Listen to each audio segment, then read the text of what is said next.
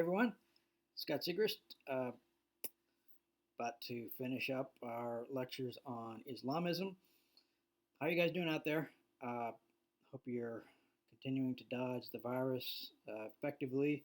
Uh, we are almost to the end of the course, so if you could just hang in there, gut it out to the end, you'll make it. And believe it or not, the lockdown will eventually end as well. So I've been discussing Islamism as the last ideology we're going to look at. By the way, I should introduce my fan here. He's a big fan, and he's been with me through the whole semester. So I have not acknowledged his presence, but no doubt you have noticed. But anyway, um, we, we've looked at two sort of founding characters of Islamism, Syed Qutb and for the Sunnis, and then Khomeini, um, the Ayatollah Khomeini for the Shiites. Um, and now we're going to turn our attention directly to jihadist ideology. And these two characters, Faraj and one you already know, bin Laden.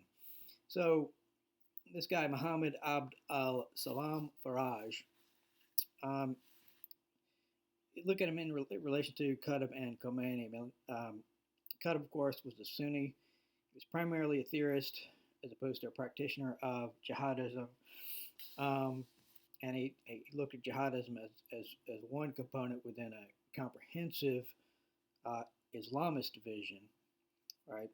Khomeini, Shia, primarily a theorist of an Islamic state, as Sunni was, as Qutb was as well. But this is the primary focus for Khomeini.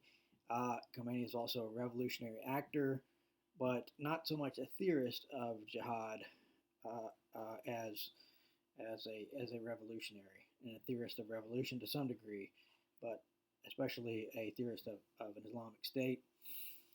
Faraj, like Qutb, is a Sunni, but he is primarily a practitioner of jihadism, um, not a theorist. His absent duty or neglected duty, as it's very variously translated, is really just a summary of arguments of jihadist ideas of jihad, intended to spur immediate action, and so he doesn't put jihad in a larger theoretical context, and indeed he subordinates all other concerns to jihad and the permanent revolution um, of Islam as he conceives it. So Faraj's significance, I mean, in terms of this, I'm going to call it neglected duty because it kind of captures more precisely what Faraj is getting at. For jihadist ideology, this summary of key elements of the jihadist conception of jihad is I guess the main significance. It's a place where you can kind of go and get all the key elements just in one short synopsis. He's significant also for jihadist practice. Um, he was probably the most important character for framing um, jihad in terms of fighting the near enemy and the far enemy, right? Both Qutb and more directly Khomeini had talked about, the imperialist Western powers and their threat, and then the corrupt, tyrannical, Islamic in name only regimes, in the Muslim world, and this is the near and the far enemy. The near enemy is these regimes at home in the Muslim world, and that the far enemy is the Western imperialist, and above all, the United States as the strongest Western power. Um, but it's Faraj that, um, as far as I'm aware, um, really makes this idea of near and far enemy um, sort of settled. Um, and Faraj's thinking is that you must attack the near enemy first, right? And that was the general strategy for most people at the beginning, including Qutb's. You know, Qutb's was like Egypt, right? Egypt. He's from Egypt, and we got to deal with Egypt. Khomeini, it's Iran, right? And for Faraj, he's back in Egypt. Egypt was kind of ground zero for jihadism. It's where really took off. Um, and um, and Faraj says we need to do the near enemy first. Bin Laden is the opposite, right? And this was Bin Laden's great innovation. We need to attack, if not first, at least starting now. We need to attack the far enemy because it's really the far enemy, these imperialist powers, that are propping up these states in the Islamic world, and we need to, the way Bin Laden put it at some point, cut off the head of the snake. So that's the real power. That's the real problem, and we got to attack that. I mean, it doesn't necessarily not necessarily opposed to attacking the near enemy as well right now, but we need to take the fight right now to the far enemy. You can kind of compare this to Stalin versus Trotsky on the idea of the Marxist revolution. Trotsky had talked about a permanent revolution internationally, sort of on all fronts right now, where Stalin sort of, and that was kind of the orthodox Marxist view. Lenin adhered to as well. But Stalin said, um, no, for practical purposes, we need to establish socialism in one state, and then we can, we're going to have a solid base. Then we can um, push out and spread um, socialism, right? And of course, Faraj's other significance in terms of jihadist practice is that his group, the Jamaat al Jihad, the Jihad group, that's what it means, was responsible for assassinating Anwar Sadat, who was the leader of Egypt following Nasser. So that's pretty big. If you're able to assassinate a head of state, and of course Egypt is one of those nations that's always been sort of considered one of the I guess you could say flagship states of the Middle East, as this ancient, venerable ancient um, nation. Um, One note on jihad in relation to jihadism, right? Remember, jihadism is an ideology, as the ism suggests. Jihad was just in terms of, we talked about different meanings of jihad. There's jihad of the heart, jihad of the tongue, etc., as well as jihad of the sword, which is the military jihad. And historically, jihad just meant the war. Um, it was not ideological in the sense it was not conceived in ideological terms. It was not part of a revolutionary system or something like that, right?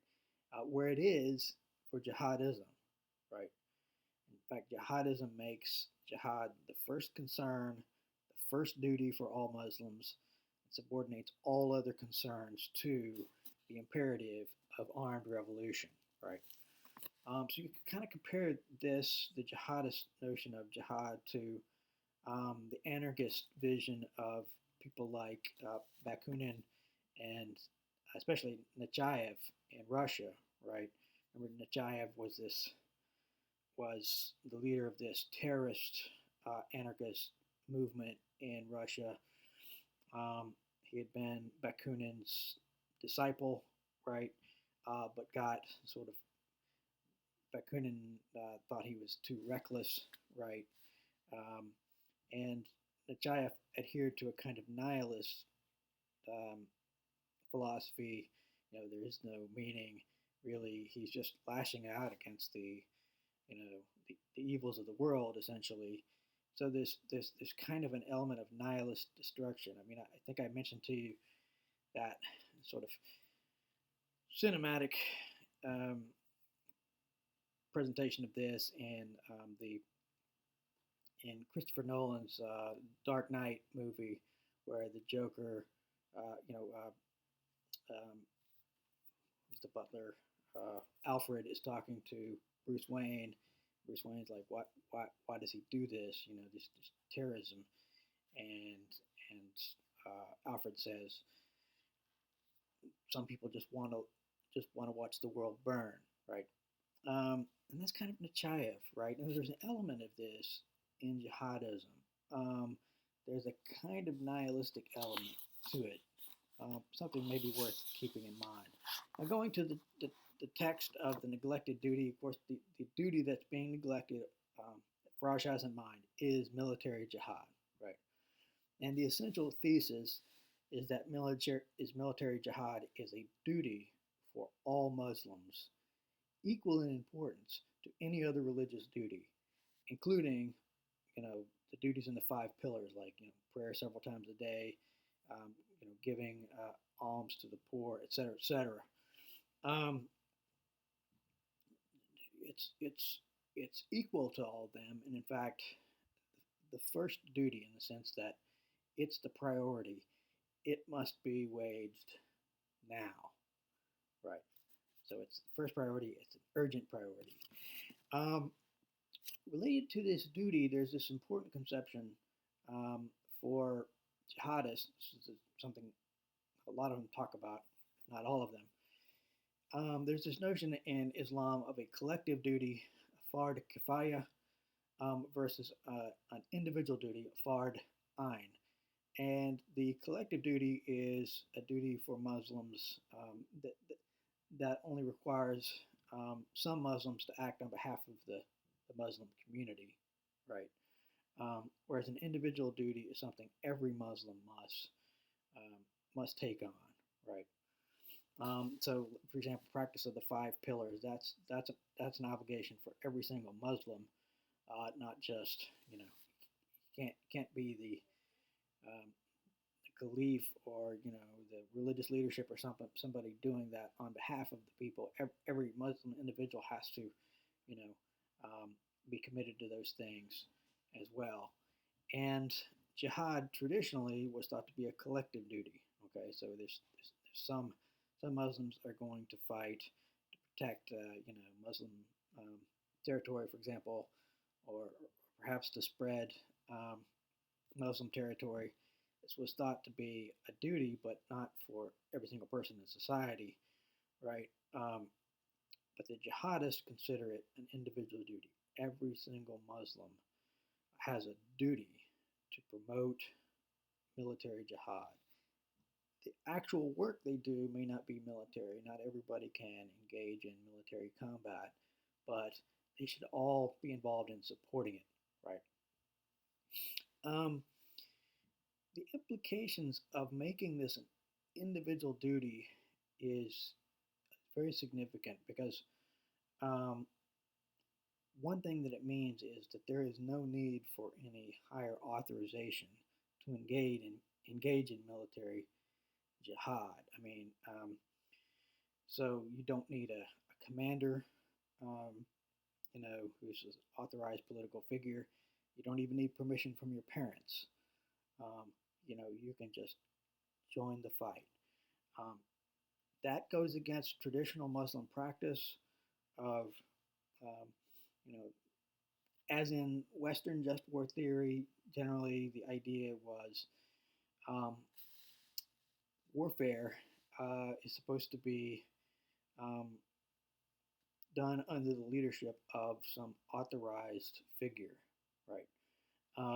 Someone with political authority to to wage the battle.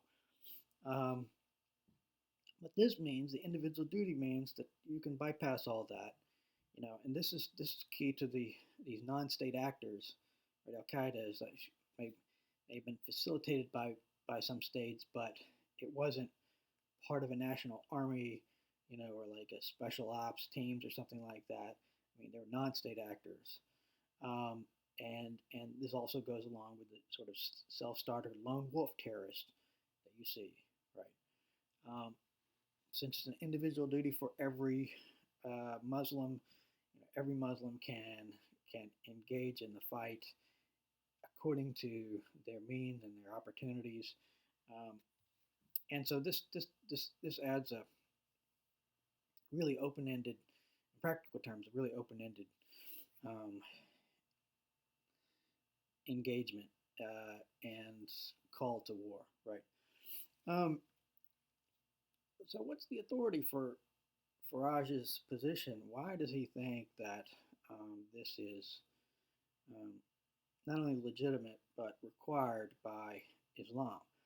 Well, I mean, he turned to three sources, and these are typical for um, the jihadists. One, the Quran; two, the Hadith, right? So these are the sacred sources, and then um, certain medieval jurists, but in particular, this guy Ibn Taymiyyah. Um, you see Taymiyyah's name in a whole lot of the jihadist literature. He was this medieval jurist, right? I mean, expert in the law, who, in response to the, what was going on with the Mongols, who were taking over Muslim territories, um, gave permission to fight them, even though many of them had converted. So I'll elaborate on that momentarily. Um, I think it would be useful to look at Faraj's understanding of the Quran and the Hadith and his approach to them, because it's very typical of jihadist rioters and also revealing. So the first thing I'd point out is uh, his discounting of learning, and this is typical for jihadists, right? So here's a quote from Faraj. Quote, "The regulations of Islam are simple and easy for someone who sincerely dedicates his intentions to God. Such a person must consciously formulate the inner intention of fighting for God's cause, and from that moment on, the regulations of jihad can easily and simply be studied, and in a very, very short time. The matter then has no need for much study," unquote. So this notion that the Quran, the teachings of Islam, are really super simple, anybody can learn them. There's not need much study, to to have a sort of mature perspective on this. That's typical, right? The second sort of feature of the approach is what I would call eternalizing old practices. So there's things done a certain way in the early among the early Muslim community, back um, the time of Muhammad, and the first three generations thereafter are typically they call these ancestors Salafi, and that's what a lot of times you'll see the term Salafi jihadists. They want to go back to the ways of the ancient ancestors. And related to this, there is a condemnation of modern updating as bida, in English bida, right, which is an innovation in the faith, kind of basically, heresy, right? I mean, you call people who innovate with fundamentals of the faith or heretics, right? And bida, um, the significance here is he's not only applying this um, prohibition of bida to what you consider most fundamentals of the faith, say there's no God but God, and Islam Muhammad is his prophet. Those really core elements, applies it to every practice endorsed in the Quran or Hadith. Um, those are taken to be as essential to Islam as any other, right?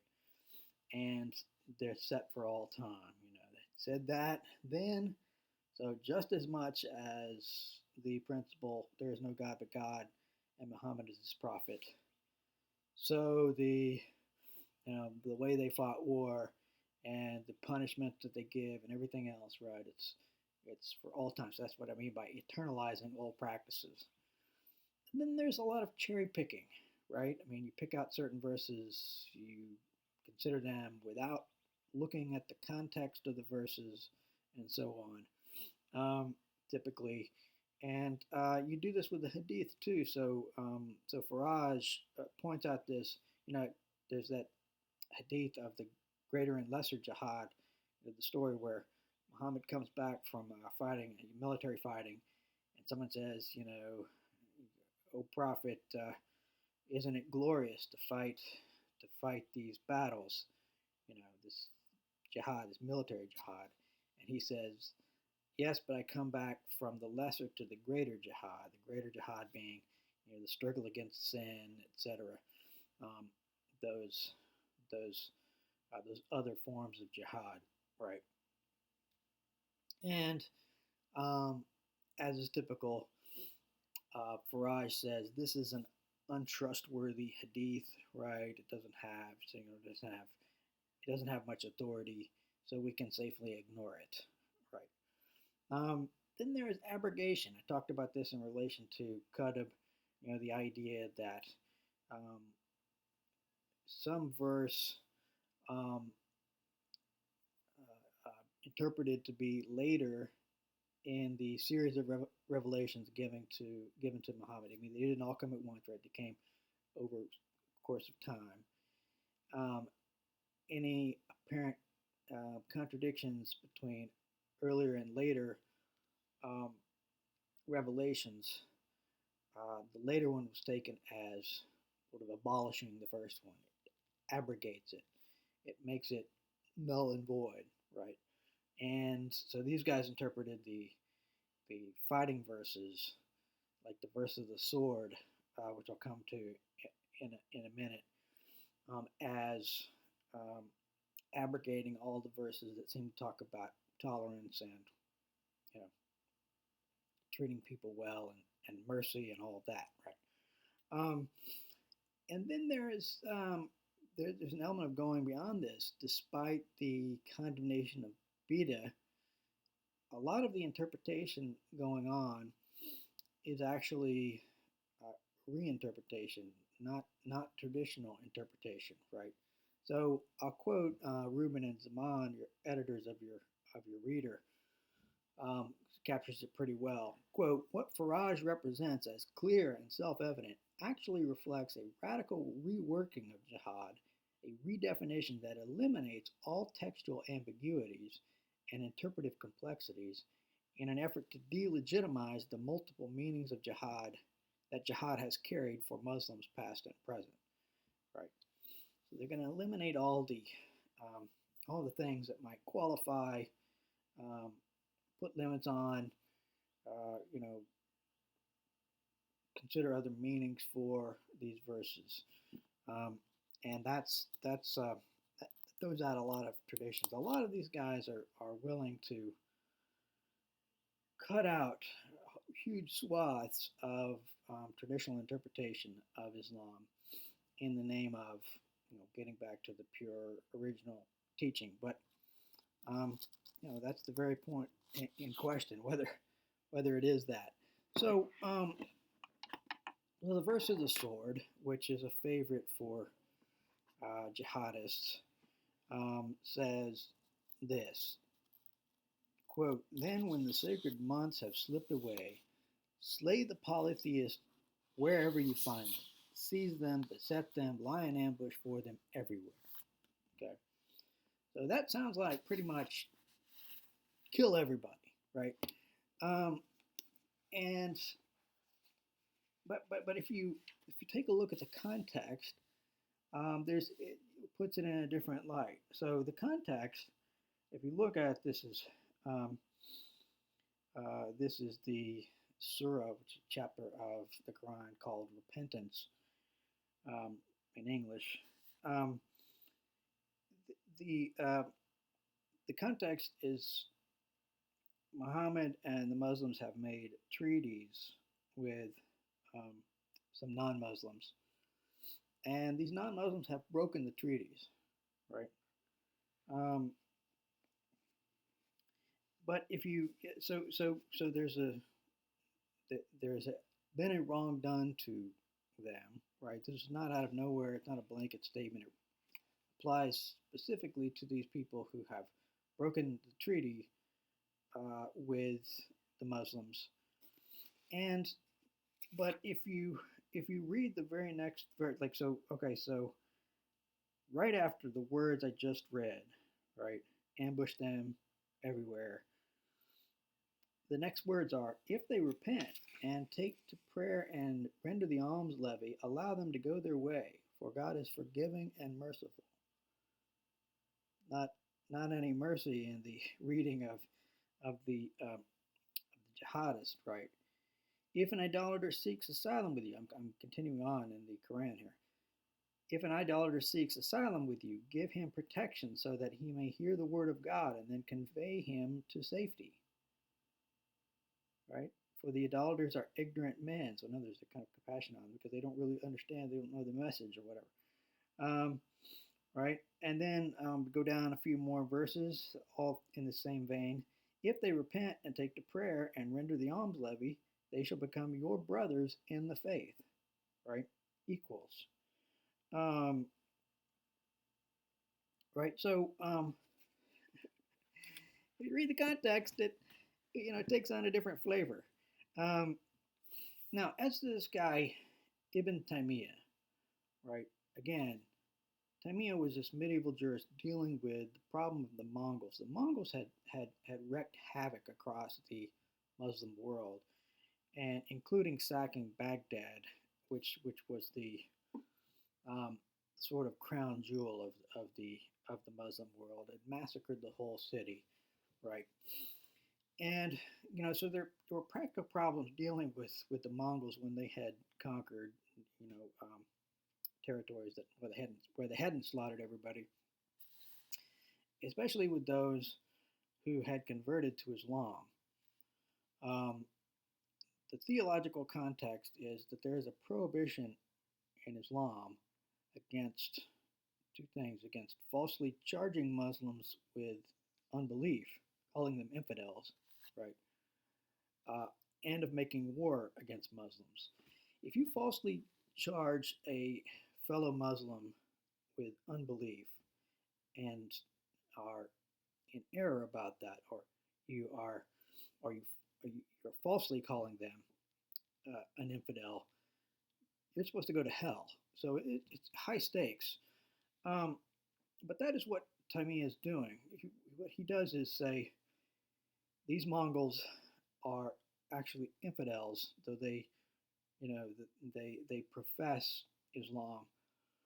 They're infidels because they are not ruling according to Sharia, basically. Now, Taymiyyah is in this ultra conservative school of law called the Hanbal School, one of the four Sunni schools of law. It's the most conservative one. And so he thinks, the regime has to rule by Sharia. And if it doesn't follow Sharia to the letter, it is kufr, English Kufr, infidel. And this, moreover, authorizes violence against them, right? So this theological maneuver is key to justifying the violent overthrow of the allegedly Muslim in name only regimes for these jihadists, right? Um, they're not ruling according to Sharia, applying the Sharia, enforcing the Sharia. They're therefore not true Muslims. They are kufr, infidels, Therefore, we have a right to kill them, right? Um, uh, you know, other Muslims, more traditional Muslims would say, "Whoa, no one should presume to know whether someone who professes to be a Muslim is not really a Muslim. And that's up to God. That's up to Judgment Day, and so forth." So this is a radical move, but it's a move that the jihadists find very useful for their purposes, and so they embrace this guy Taimiyya specifically for this reason, right? Okay, so to the argument of the neglected duty, it's pretty simple, as you would expect from a guy like Faraj. I mean, first of all, there is, of course, the imperative of an Islamic state. It doesn't really explicitly elaborate this point, but it's implied, of course, right? That without state enforcement of Sharia, Islam cannot be fully lived out, right? Again, that's the essential assumption of Islamism in general. That an Islamic state, meaning a state enforcing Sharia as they interpret Sharia, right, is essential for living the Muslim life to the full. Um, Secondly, all non-Islamic states are illegitimate, period, right? No state that fails to enforce Sharia in full can be legitimate, and therefore, we have a right to get rid of them, right? Then there is the point that, according to Faraj and the other jihadists, all other means to achieving this end are inadequate. All other means besides military jihad. So he rejects, explicitly education, acts of devotion, working within the political system, having, Islamist political parties, um, dawah, preaching, teaching. It's translated in your reader propaganda because that's more or less the way he's using it. But it just means preaching and teaching, and persuasive consensus building. That's inadequate, and even hijra, right? Hijra was the word for immigration from when Muhammad and the early Muslims were being persecuted in Mecca, which was still polytheistic. They they made this immigration to Medina, right, um, where they actually established the Muslim community and their way of life and everything. Um, and this is sometimes spoken of as sort of a way for some Islamists talk about. It's kind of you withdraw from the world, you sort of establish your Muslim community, and then you may peacefully try to just win people over that way from there. What Farage says, that's not going to work because the world is too much controlled by these non-Muslim powers. And then the last point is that jihad is absolutely urgent. So Faraj rejects all excuses for delay, including wasting time in a quest for knowledge, asking permission from parents, even fear of failure, or what others might call prudence. Um, None of those are excuses. You must engage in military jihad now, right? So, let me sum up with just drawing out some elements of ideology in Faraj's analysis, just teasing out from what he said, again, what we've been noticing as elements of ideology. First of all, there's utopian thinking. One of the things he says is, well, you guys who are worried about, resistance from the people we overthrow and conquer, he says, quote, "The laws of God are all justice and will be welcomed by everyone, even by people who do not know Islam." This seems naive at best, right? But it goes along with what Qutb's idea was that Islam is essentially liberating, and that I didn't maybe clarify this fully when I was talking about Qutb, but Qutb's idea is that there's no compulsion in religion, which you see in the Quran, a verse in the Quran. He reads that to mean as you can't force anybody to convert, but you can force them to comply by the rules of Sharia, right? So, but the assumption is that this is contrary to being, oppressive. This is liberating, because finally you're living under just laws. So that's the idea. That's how Qutb squares. There is no compulsion in religion with, um, you know, this kind of takeover and enforcement of Sharia law. Um, then Faraj, uh, you know, another ideological element is the idea of this kind of actions being final solutions, right? He says, one place, we need to give priority to radical, definitive solutions. Definitive means this final, right? This is the final solution.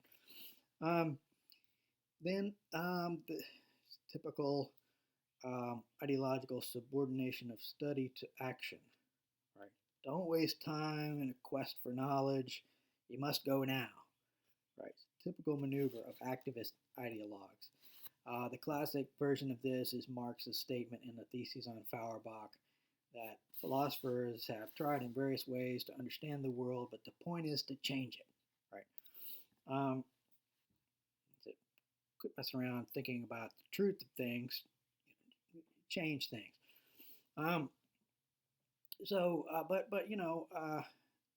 If they did stop to ask a few questions, it would undermine their whole enterprise. I mean, they'd have to reconsider, or at least think about the foundations of what they're doing and so forth. So it's a deliberate refusal to consider obvious objections, not least moral objections to what they're doing, right? Then there is a kind of tendency to look at the conflict between the true believers and the rest of the world in terms of a kind of cosmic war, right, and an eternal war. So he quotes Muhammad, and I didn't see whether this was from the Quran or from a Hadith. It didn't indicate. Maybe deliberate, but he quotes Muhammad as saying, "Jihad continues until the day of resurrection." Right. Now, even if Muhammad did say that, that's still somewhat ambiguous. I mean, which kind of jihad are you talking about, and so forth. But you notice, I mean, you bring in the day of resurrection and everything. You have an element here of apocalyptic eschatology, right? The end of time and so forth. And you remember, can again compare that to Qutb, who talked about, I mean, his word was eternal war, right, until the world is cleansed of corruption. That cleansing, again, favorite language for these jihadists. We'll see it again. And then you could say, underlying all of this ideological agenda is a rejection of responsibility. Faraj says at one point in the neglected duty, we are not responsible for the results of what we do. Now, in context, he specifically has in mind, that it's up to God to work out, whether we're successful or not. We just have to, we just have to do our duty. But I think there is an element, if not in the statement, certainly generally speaking, that they are foregoing their moral responsibilities, right? They're not asking the hard questions about what do we owe human beings? I mean, is it really okay to, kill civilians, and deliberately target them, as a deliberate method of warfare and so forth. Okay, I'm going to stop there. A little shorter than usual to do a separate video on Bin Laden. So that's it for Faraj. Bin Laden up next. See you in a minute.